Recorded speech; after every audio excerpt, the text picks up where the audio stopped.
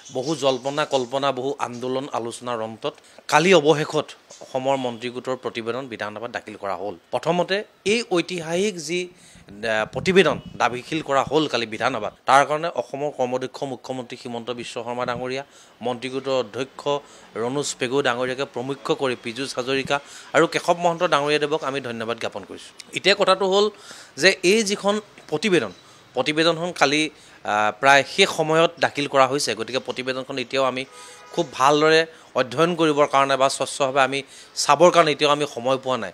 কিন্তু যিখিনি আমি দেখিছোঁ প্ৰতিবেদনখনত দেখাৰ পিছত আমাৰ অনুভৱ হৈছে যে জনজাতীয় অন্তৰ্ভুক্ত হৈ থকা যিসকল ভাই ককাই আৰু বৰ্তমান জনজাতি অন্তৰ্ভুক্ত হ'ব খোজা, তালিকাভুক্ত হ'ব খোজা যিসকল আমি জনজাতি হ'ব বিচাৰিছোঁ, এইসকলৰ মাজত যাতে কোনো ধৰণৰ সংঘাত সংঘৰ্ষ নোহোৱাকৈ, কাৰো অধিকাৰ খৰ্ব নোহোৱাকৈ এখন দলিল প্ৰস্তুত কৰাৰ প্ৰয়াস কৰা আমি দেখিবলৈ পাইছোঁ। গতিকে এই দলিলখন খালি প্ৰতিবেদনখন প্ৰস্তুত কৰি ইয়াতেই খালি সামৰণি মাৰিলে কিন্তু নহ'ব।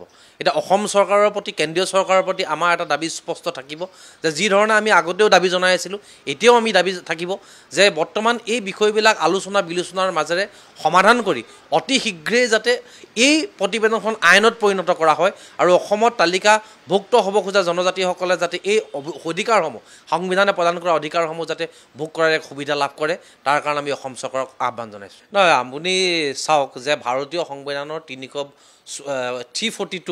342 অনুচ্ছেদত যিটো কথা উল্লেখ আছে যে তাত কেৱল ST সংজ্ঞাটোৱে আছে। তাত ST এটা একক শ্ৰেণী হিচাপে তাত অন্তৰ্ভুক্ত কৰা হৈছে। তাত ST B, ST C বা ST যি ধৰণে কৈ থকা হৈছে অসমত ST প্লেইন বা ST হিলছ, তেনে কোনো ধৰণৰ তাত কিন্তু প্ৰভিজন নাই। তাত এটা ST এটা একক শ্ৰেণী আমাৰ সংবিধানত। গতিকে আমি যিটো এটা বিভ্ৰান্তি হৈ আছে যে ST P, ST হিলছে আছে, যে ST V সম্ভৱ হ'ব জানো, এই কথা এটা আমাৰ মাজত বিভ্ৰান্তি হৈছে আৰু বিভিন্ন মানুহে এই কথাটো যে বহু মানুহে ভুৱা বুলিও ক'ব বিচাৰিছে, বহু ক্ষেত্ৰত কথাবিলাক এটা মানে খোকোজাৰ মাজলৈ লৈ গৈছে। কিন্তু আমি এটা কথা মানে ক'ব খুজিছোঁ যে যদিহে ST P সম্ভৱ হয়, ST H সম্ভৱ হয়, তেনেহ'লে ST V সম্ভৱ কিয় নহ'ব? গতিকে ST Vও সম্ভৱ।